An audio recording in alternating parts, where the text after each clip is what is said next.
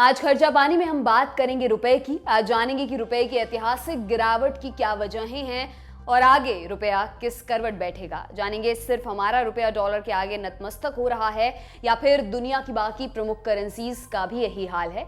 इसके अलावा ये भी समझेंगे कि डॉलर के अलावा यानी पाउंड, यूरो और येन जैसे ताकतवर करेंसीज के मुकाबले हमारा रुपया कहां पर खड़ा है। नमस्कार, मेरा नाम है दिव्यांशी और आप देख रहे हैं खर्चा पानी।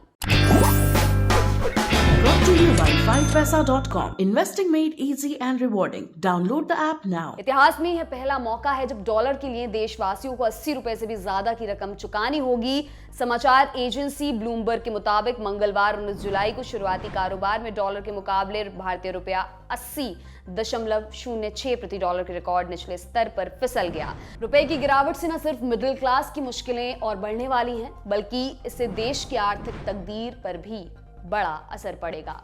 उदाहरण के लिए रुपए की कमजोरी से हमें इंपोर्ट के लिए ज्यादा कीमत चुकानी होगी। आयात महंगा होने से लोगों को खाने पीने की चीजों से लेकर रोजमर्रा की जरूरतों के लिए ज्यादा कीमत चुकानी पड़ेगी। जाहिर है इससे महंगाई भी बढ़ेगी। इसके अलावा गिरता रुपया देश की अर्थव्यवस्था पर भी घाव करेगा। अब समझते हैं कि मोदी सरकार के पहले कार्यकाल से लेकर अब तक रुपए की चाल कैसी रही है। आंकड़ों के मुताबिक मोदी सरकार जब पहली बार सत्ता में आई थी, उसके करीब 5-6 महीने बाद से अब तक रुपए में भारी गिरावट आ चुकी है।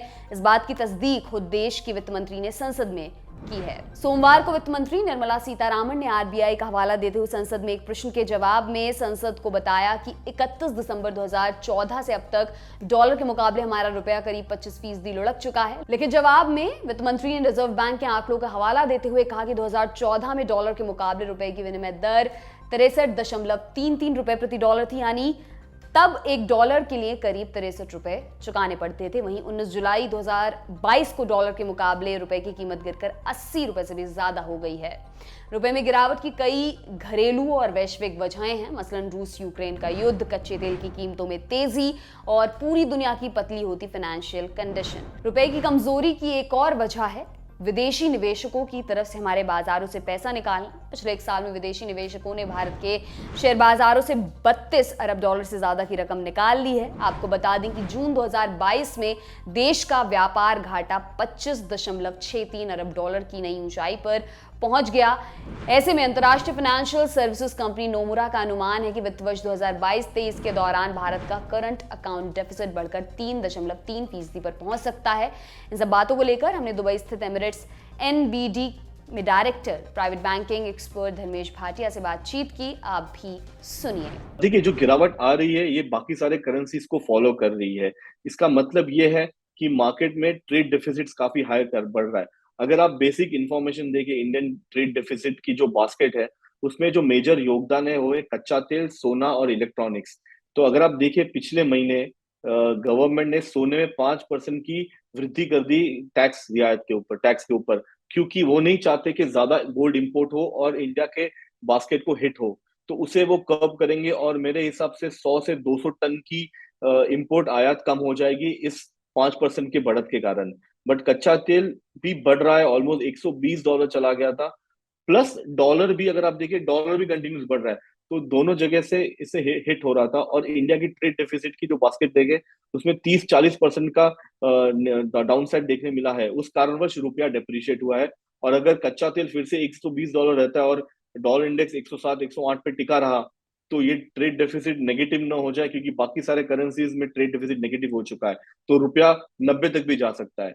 तो मेरे हिसाब से आरबीआई ने डेफिनेटली काफी अच्छा स्टेप लिया हुआ है कर्व करने के लिए, और एक्सपेक्ट करता हूँ कि कच्चा तेल नीचे आ जाए सो दैट कि इंडिया की जो डेप्रिसिएशन है वो धीमी गति पे हो। एक और बात भी सच है कि सिर्फ हमारा रुपया ही नहीं, डॉलर के मुकाबले दुनिया की ज्यादातर प्रमुख करेंसीज डॉलर के आगे नतमस्तक हो रही हैं। वित्त मंत्री निर्मला सीतारामन ने संसद में कहा कि दुनिया की अन्य प्रमुख करेंसीज मसलन ब्रिटिश पाउंड, जापान येन और यूरो जैसी मुद्राएं अमेरिकी डॉलर के मुकाबले भारतीय रुपए की तुलना में अधिक कमजोर हुई हैं और हमारा रुपया 2022 में इन मुद्राओं के मुकाबले मजबूत हुआ है।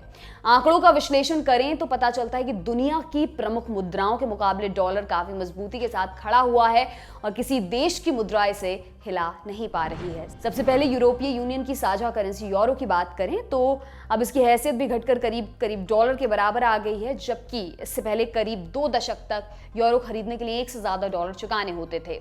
अगर सिर्फ पिछले साल की ही हम बात करें तो 1 यूरो के लिए करीब $1.25 चुकाने पड़ रहे थे। इसी तरह जापान की करेंसी इन डॉलर के मुकाबले 24 साल के सबसे निचले स्तर तक लुढ़क चुकी है।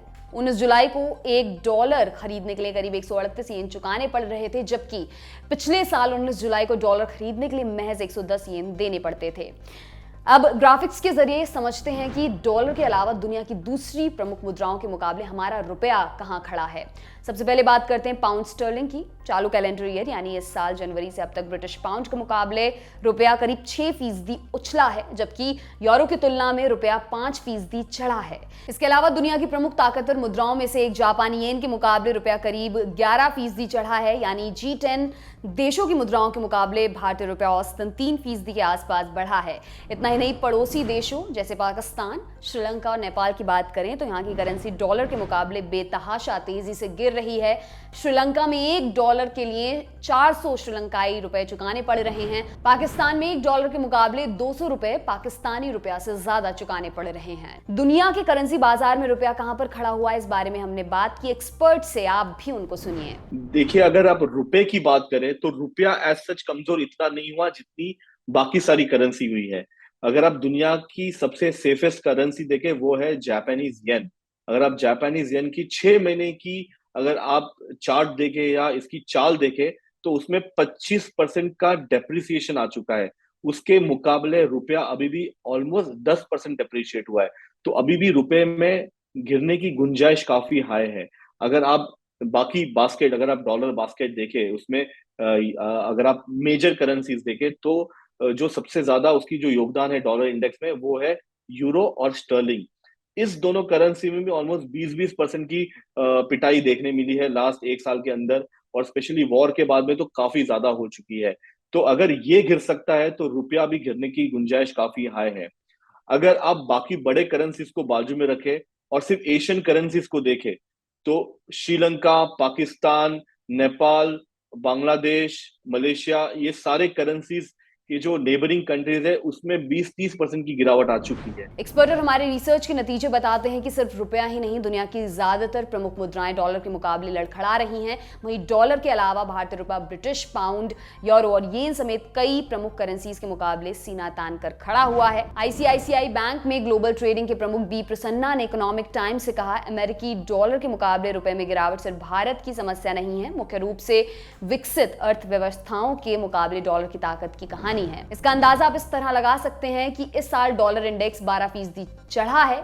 इधर रुपए में भारी गिरावट के बाद विपक्षी दल मोदी सरकार पर हमलावर हो गए हैं। तृणमूल कांग्रेस ने पीएम मोदी पर तंज कसा है। टीएमसी ने ट्वीट किया, रुपया पहली बार 80 प्रति अमेरिकी डॉलर पर पहुंचा, आपका अगला लक्ष्य क्या है? 1 सेंचुरी। टीएमसी ने कहा, बीजेपी के अमृतकाल में हर दिन देश को नुकसान पहुंच रहा है, रुपया और मोदी के बीच होड़ लग रही कि कौन ज्यादा गिरेगा। वहीं एक्सपर्ट का कहना है कि आने वाले वक्त में रुपया और कमजोरी दिखा सकता है। एलकेपी सिक्योरिटीज के VP research analyst Jatin Trivedi ने हमारे सहयोगी बिजनेस टुडे से कहा, आरबीआई की तरफ से हस्तक्षेप न होने से रुपया और कमजोर हो सकता है। ऐसे में रुपए की कमजोरी तब तक जारी रह सकती है जब तक यह 79.25 के नीचे ट्रेड नहीं करता। शॉर्ट टर्म में यह 80.50 से 80.75 तक का स्तर दिखा सकता है। Motilal Oswal financial services limited के फॉरेक्स एनालिस्ट गौरांग सुमैया ने द वीक मैगजीन से कहा, उम्मीद है कि अमेरिका का केंद्रीय बैंक फेडरल रिजर्व अपनी ब्याज दरें 75 बेसिस पॉइंट तक फिर बढ़ा सकता है। इसके अलावा घरेलू मोर्चे पर व्यापार घाटा लगातार बढ़ता जा रहा है और इसका असर रुपए पर भी पड़ रहा है। हम उम्मीद करते हैं कि हाल फिलहाल रुपया 79.70 और 80.20 के दायरे में कारोबार करेगा। इस बारे में भी हमने बात की एक्सपर्ट से, आप भी सुनिए। देखिए, मेरे हिसाब से अभी भी रुपया मुझे वीक लग रहा है। इसका मेजर कारण है कि dollar as such completely as a basket काफी फॉर्म हो चुका है। आयात और निर्यात में अगर आप देखिए तो यूएस तेल सप्लाई भी करता है। अगर कच्चा तेल बढ़ रहा है प्लस डॉलर बढ़ रहा है तो उनका काफी फायदा हो रहा है, बट वो चाहता है कि तेल कंटिन्यूसली स्टेबल रहे।